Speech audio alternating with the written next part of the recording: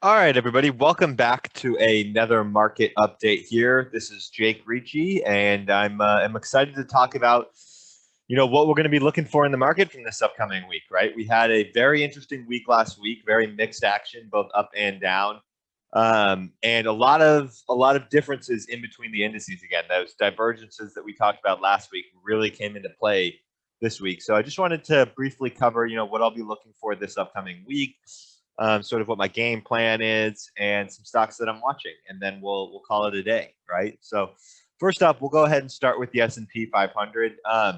This looks super bullish, right? And this is not a topping pattern. I would be very surprised if we did not get new all-time highs on the S&Ps. We're only 9 points. We closed 9 points away, 10 points away. So I would expect us to take out these highs this week, possibly even in 2 hours when we open up for a futures open up. I would not be surprised if we took out that high, right? So the S&P is strong, and that much is true, right? We can see that this has served as effectively as a higher low, and we're looking for that area to hold, right? And it's interesting because 38.63 was actually my hourly level that I had, and we lost that hourly level, but really it held on the day, right? We opened above it, and we held above it to the tick on that day, right? So line in the sand for me is going to be this 38.63 area for the ES, right? So hold above that, and I think we're good, right? I prefer us not to lose 3,900 if we're going to have a trending week, but at the end of the day, right? This 36, and I guess we're going to move it a little bit. We're going to move it to 38.61, right? So this is our new level and our new line in the sand for me. Again, the problem with this chart is that we don't have much else support up until the 3709s area. So if we lose this 3860s area, we can see sell side quickly, right? Now, I don't expect that to happen this week. That would be a big reversal of the action of the close that happened the last 2 days of last week. But you want to keep it as a potential option, right? So main things we're going to be looking for is the 38.61 area to hold for the week. That will give us some bullish momentum, right? So then just to quickly cover the other indices, we don't want to spend too much time on the Dow and the Russell because, frankly, I think they're both pretty bullish, right? The Dow in particular, if you look at this on a weekly basis, it looks fantastic, right? All-time high weekly close, all-time high daily close. So Dow names are looking strong, right? And so you can think names like Caterpillar, UNH has been really strong lately. BA and Disney have been cooling off a little bit, but they had such strong runs that that's a little bit to be expected, right? So the Dow, kind of same thing. One thing I noted last week, right, is in one of our videos, I was looking for about a 32K retest. We got that, right? We really did. We got exactly what I was looking for last week, which was around a 32K retest of that area, and we barely spent any time down there, right? So for me, this swing point right here is going to be the line in the sand. If we can hold above 32.1s, then I'm feeling good about Dow names as well, right? So Dow and S&P so far looking bullish on the week, right? Value names, industrial names, right? Then you look over to the RTY, and it's not as pretty as the other two, and my levels are not updated here, so I'm gonna clear these out. The Russell isn't as clean as some of the other names, as like the Dow and the S&P, but we do have a really nice higher low, and what kind of feels, if you actually have the extended hours on, it is a clean double bottom.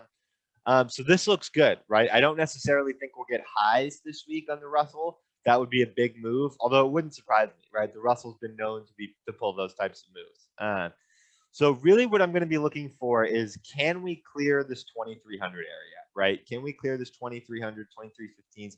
I want us to make sure that we're not just bouncing to then ultimately go lower and break these swing lows, right? Really what we want to do is, can we get above this 2240s and into this gap area, and then can we clear this little failed trend change right here, right? Which puts us about 2300, 2290s, right? If we can clear those levels, I don't see any reason why into April the Russell shouldn't get new all-time highs, right? I do not believe the Russell to be bearish in any way, shape, or form. I think it was really just pulling back aggressively off the strong and fast move that it had, right? So names that you're going to want to watch for these are banks. JP Morgan is one that I always watch, and then energy names. CVX. CVX is really the one that I play the most. XOM you can play as well. Oxy is another good one. OXY. But really, the Russell, it does, again, not as strong as the Dow and the S&P, but this looks good, and it puts us in a good position for the start of this week to be looking ahead bullishly, right? All right, so next up is the problem child, the Nasdaq, right? So I just want to start off by saying this is my opinion, right? This is how I'm going to be basing in my trades and looking at my trades going forward, the lens that I'm going to be using for this upcoming week, right? Doesn't mean it has to be your lens, right? But really what I've been looking for on a pretty consistent basis has been this daily higher high. That hasn't changed, right? So before we get that, there's no reason for me to abandon my thesis and change the fact and say, I'm going to be looking for strength in the NASDAQ prior to that, right? It's what we've been looking for this whole time. We're going to talk about it more, but that is the reason why I'm still cautious on tech longs, and I think for good reason, honestly. Right, so again, what we've been looking for in the NASDAQ this entire time is a daily higher high, right?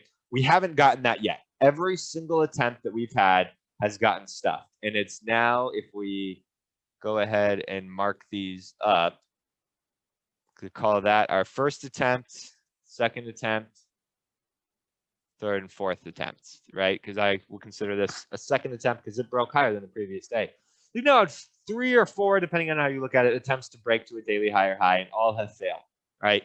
So what does this mean? It means that buyers aren't strong enough at the moment in tech to push us back into a daily uptrend, right? Yes, the primary long-term trend is up on the NASDAQ, but the forward-looking primary trend is down, right? Where we are setting lower highs, and now on Thursday we broke to a lower low, right? So this is not my opinion. This is facts that the charts are telling us, right? And the facts that the charts are telling us is that we still haven't confirmed any of this recovery move because we haven't broke to a higher high, right? What is something that all of the other indices have done after this corrective period or from their highs, right? Which we start with the Russell back here, right? Broke to a new high. The Dow has been here, pulled back, broken to many new highs since then. The S&P pulled back, broke into new highs, and is about to again, right? So the point is the tech hasn't for a reason, right? And my thesis is along the fact that we need this confirmation before taking anything, right? And the reason that's so important is because if you go into the day with a bias that we are going to have potential to be trending up again in the QQQs, you're going to miss out on a lot of short trades, which have been by far tech shorts the best opportunities, trade opportunities over the past few weeks. The moves have been massive, and the patterns have been very clear, right? So by going into it with the mindset of this is going to hold for sure, and that we're on our way to breakout, I understand the bullish case, but you're really putting yourself in a position to be entering losing trades when you don't need to be, right? Because there is confirmation that we can wait for that will give us so much more opportunity when it comes, right? As soon as this daily higher high break comes, I will feel comfortable longing almost anything in tech, right? I'll be watching Apple, Facebook, Google, Amazon. I'll be watching all of the names that have been consolidating forever because tech, the overall index, will have given us confirmation that buyers are strong enough to push us back into a primary uptrend, right?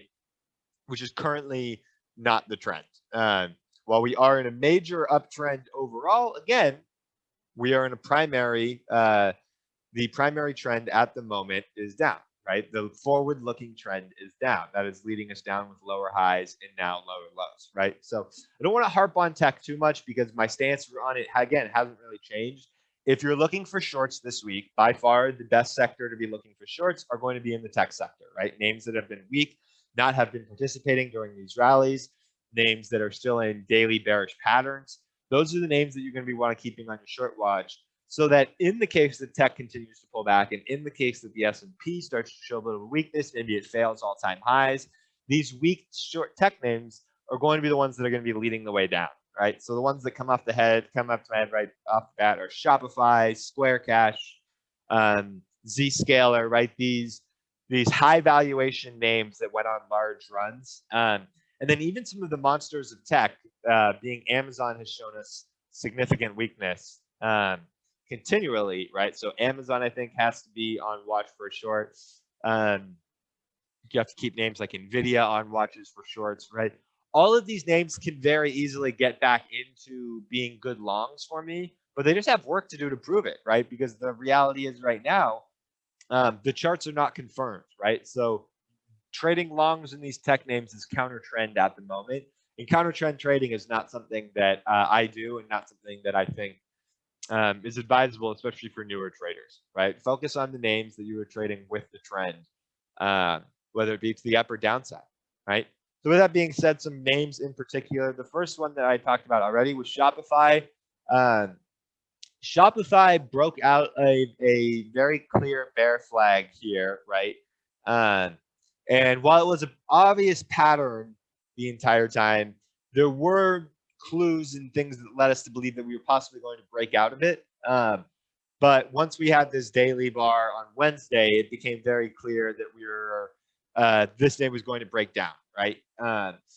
Truthfully, I'm looking for this 900 areas. I'm looking for continuation down to this 900 areas on Shop, right? And so as long as we hold under 1100, and even you can call it under the high of this breakdown bar, right, which is 1105, if we remain under that high, I'm going to be looking for primarily shorts in Shop, unless we start to base out for like a couple more weeks and give us more clues, right? But primarily right now, what I'm going to be looking for is some sort of retest of this area that fails, like on a daily wick that fails, and then a move ultimately down. If we go down to an hourly chart, I believe the level is somewhere, yeah, so around 900 flat, 890s, right? So that's the dream target for Shop.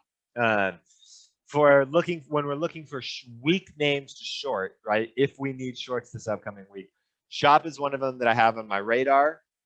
Square is another one, although Square is more of a reaction play, right? I'm a reactive trader. I react to what the market is telling me, and I make my decisions off that. I'm not a predictive trader. I don't try and take trades before they're confirmed, right? And so Square has given us some indication that this support area of 200 to 210 should hold, right? We have a lot of moves down here. It's held for a while. If we make a move back up to 250 or above this 230s areas, this can be very bullish very quickly, right? As another test of ultimately a range that holds, and we break out, look for a breakout of that upside range back into the 280 area, right?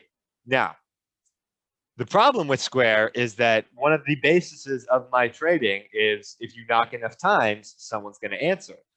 If we keep knocking on this 200 level support, someone's going to answer, and it's going to be broken, right? Especially if we have a weak Nasdaq, or if we go up and set another lower high on the Nasdaq and ultimately come back and take out those swing lows. Square's set up nicely for a breakdown from this 200 area. I'm looking between 175 and 183 are my hourly areas. So if we do get confirmation breaks below 200, that's where I'm going to be looking for a move to short Square, right? Now, there are going to be opportunities to long SQ as well, but for me, unless it's a scalp long that's purely based on price action, really what I want to see in order for long is at least back above this 230s area, right? We have to at least get back above this bear flag breakdown before I can really start to consider swing longs or anything like that. Because again, before that happens, we're taking predictive trades, right? We're taking predictive trades where we're trying to anticipate what the market is going to do, rather than reactive trades once the price action has confirmed something with this, right? We already missed the entry down around 200. If you wanted to long off this support, I would say that you really already missed your opportunity to do that. If we get another pullback to the 200s, you could consider longing again. But again, that will be, if you call this area 2 tests, 3rd, 4th, 5th, 6th, 7th, that would be the 8th-ish, depending on how you count your tests, 8th-ish test of this area. I don't have a lot of faith in those tests holding personally, right? So Square above the 230s could get back in the bullish territories and start to go for this sell setup area up here. Again, above 250s, we are golden clear skies, I think, up until the 300s, right? So Square is going to be a reactive trade. Confirmation closes below 200, so like a daily close below 200. I think you have to keep it on short watch towards the 175 area, right? So Shop and Square are ones that I'm looking at short. A couple that I'm looking at long. One of them is General Motors, GM, right? And we break it down to an hourly perspective here. We do have a nice pullback right after a strong trending move. And what I'm going to be looking for here is an hourly trend flip. So if we can clear this 57.2 area, we should have a clear path back to test this 5850s. And above that, I think we're clear to skies to all-time highs. Right? Now, we do have levels that we'll hit along the way, but above 57.2 and the specific level is 57.13. But I'm going to call it the 57.2 area just to include a little bit of the previous day's ranges as well. Get me over that area, and I feel great about GM longs. It's part of these value names that I think will continue to be strong throughout the rest of the year versus tech names that I think will continue to consolidate a little bit more and ultimately be more range trading. So GM is one that I'm looking to. I'm still hesitant on swings in the overall market, but GM is one to me that I feel really good about this hourly chart and taking a trend flip back up to the highs, right? So it might be more of like a weekly or a 2-week out swing trade, less so than like a monthlies or a further out one, because I want to capitalize on a move quickly up to here and then maybe reposition myself up to some further dated calls for a move up to like the 75 area ultimately. But GM is one that longs, I think you have to keep them on watch. So another one, this is we talked about weak tech shorts, right? Which I identified as Shopify and Square. It's also important to look for strong tech potential longs, right? Again, I'm a reactive trader. If the Nasdaq breaks to a higher high, I want to be prepared to take advantage of it and capture some movement to the upside, right? And one of my favorite looking stocks and charts for a move back towards all-time highs is Qcom, right? My dad and I are in this. We have been in this for a while. We took our first entry at a bad time. I will blame that one on him. But we've been adding to our position, and most recently off this daily higher low, we added to the position, which ended up being great timing as we got a really strong 4.5% move up on Friday, right?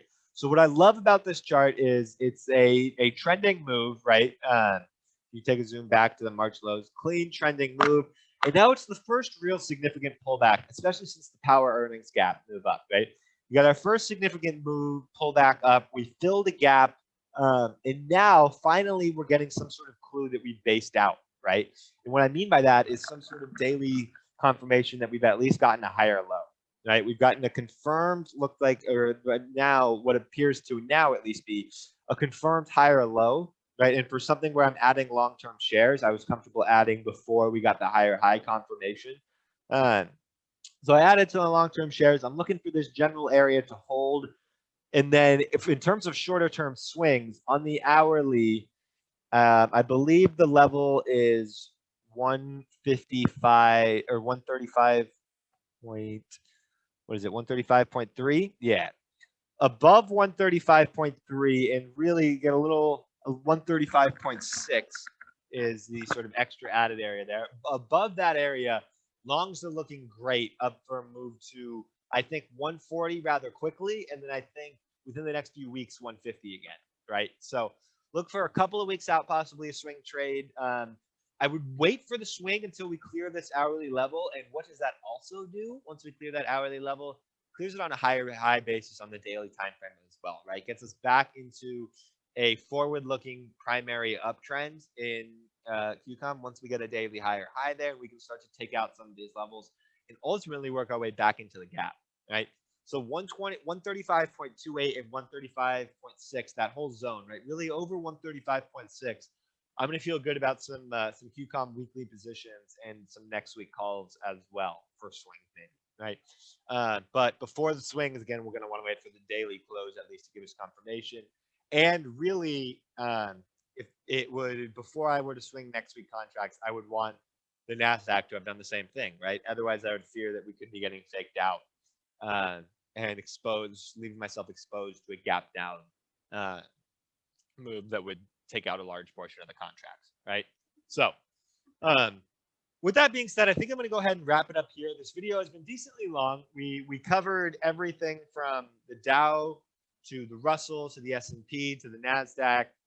What I'm looking for in all four. Again, I apologize if I sounded like a Nasdaq bear, but I'm just being objective. And objectively, until we get a daily higher high, we haven't confirmed anything yet, right? And so I'm not missing anything by waiting for a $4 or $5 move. It looks like on the Nasdaq now for confirmation. So that's what I'm going to be doing, right? I think that's really the biggest thing that we have to watch for this week is if we get that move above, oh man, it's going to be glorious. And you really have to be ready to act. And again, I'm speaking to myself mainly here. You have to be ready to abandon this bearishness. I don't even want to call it bearishness, but this caution.